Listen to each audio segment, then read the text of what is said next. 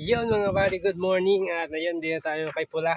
At syempre mga buddy, kailangan na natin siyang himasin at pagandahin at syempre alagaan. So ayan, start tayo mga buddy kasi kanina nagbaklas na kami nandito si Buddy Tony.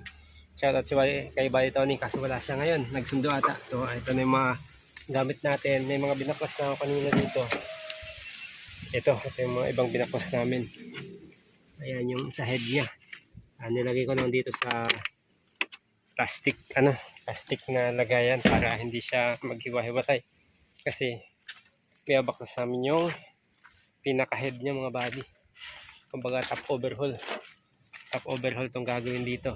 Actually naman siya,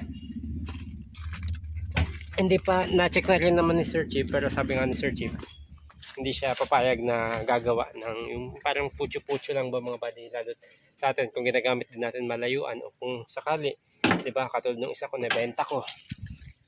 Yan, yung isa ko, di ba, nabenta ko mga buddy.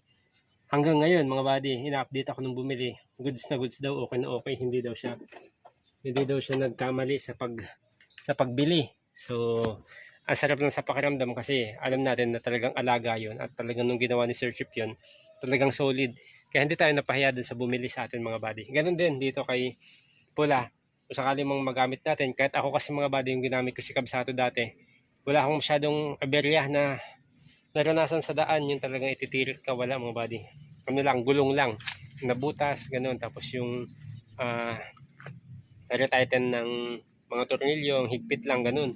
Yun lang yung mga naging experience ko kay Kabsato. Kaya dito kayo pala, ganun din gagawin natin. Kung paano natin inalagaan si Kabsato dati, ganun din.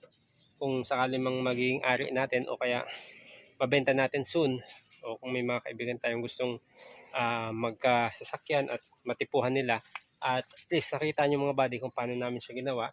At si Sir Chip ang isang magme-maintain talaga nito at siya yung talagang solid na gumawa kay Kabsato. Kaya wala kang kaba mga buddy kasi si Sir Chip ang tumingin din.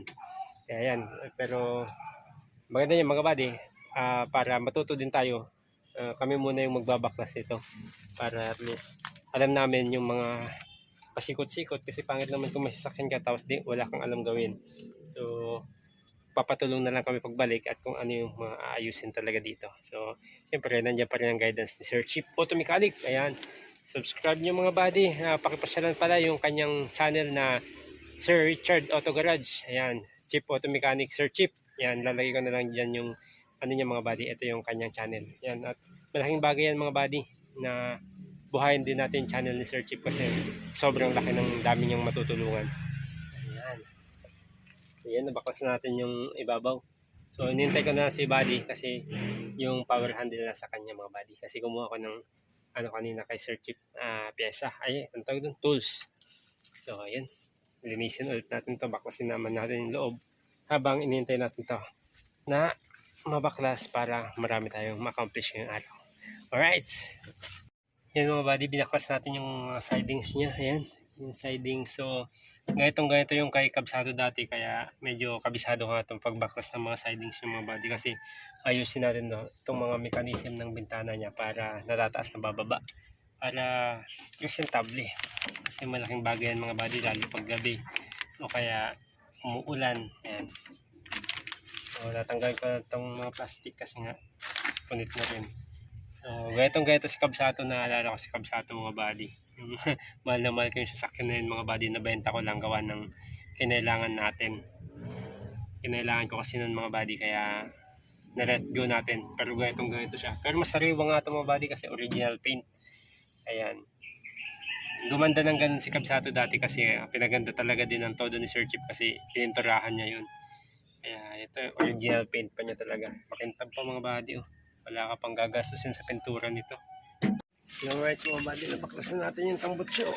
At baklasin naman natin yung tanggal naman natin yung sa head niya. So natin mga buddy.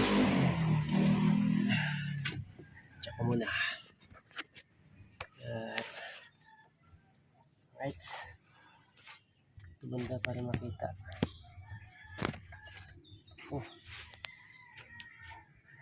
Naku.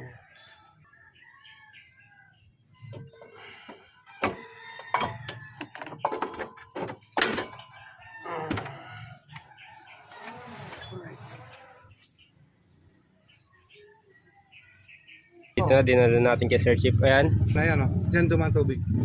Mm, Kasi dito intact eh. Diyan Ano? mo malalaman. Sa gasket pa lang malalaman mo kung may umangat. Gaya nito. Kitang-kita na siya. Ayan o. Dapat ganito yan ng maputing-maputi. hindi maitim. Ayan, ibig sabihin umangat yan.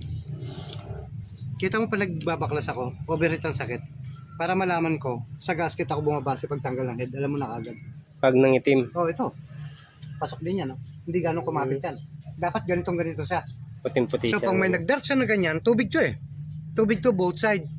Tapos dito langis. Pag ito natapat dito sa langis, ang mangyayari niyan, kulay gatas. Halo. Ito naman, pag in-start mo yan, bumubulwak tubig niyan. Alright. Pero payat. Kung bulok dito. Okay naman siya, tuwid. Babaklasin ko. Pero tingin ko parang walang bumuktot. Pero dito yung malalaman. Buti hindi nalaglag to. Yung dito, Wala, nandun lahat. direct naman. Kompleto. Ito yung binubunot lang. Kayod oh. Paano nakayod kaya yun siya? Ano yan, di nakita ng langis. Ano po ba yan? Kapasa na natin. Tapos ito, normal ba yan? Yung, Mga ano na yan? okay lang yan. Tanggal? Still epoxy lang. Hindi nakita ng langis. Hindi umakyat yung langis. Barado eh. Paano akit lang. Kaya nga, tingnan ang ano oh. Kaya nga sabi ko, baba buong makina, linisin natin. Kinondisyon natin. Hindi yung basta lang pinaandar, sabi ko. Tama. Basta lang pinaandar yan. Lahat remedyo. Tayo, gagawin natin na yung pera nila sulit. Dahil ang pera, hindi naman yung pinupulot basta-basta. Yes. So, kinakailangan, kung minsan ka lang nangarap na magkasasakyan, tapos, ano pa pala, naloko ka pa. So, nagkakaroon ka ng tinatawag natin na ano, ng parang Kakabaka-baka pa. Nagkakapobya ka sa kanila. Yung nadi-discourage ka na kagad. Mamaya, makabili na ito, first cut niya. Kaya nga. Plus, puro gastos. Hindi na-discourage. Kinakailangan, ma-enjoy niya yung pinagbilan niya. Normal na may nasisira. Pero hindi naman yung kutse, di pa nagagamit, di ka pa Sira na agad. Sira agad, diba? Tapos puro gastos. Maliit lang naman makina niya ito. Para lahat malinis natin. Yun na mga buddy at binabad Tagal na. Binabad na sa ano. Binabad na suka. Suka na may konting ano. Natimpla na to boss. Natimpla na. Palambutin na. Palambutin natin kasi grabe oh. Nagputik-putik na. Sipin mo ako gaano nakatagal.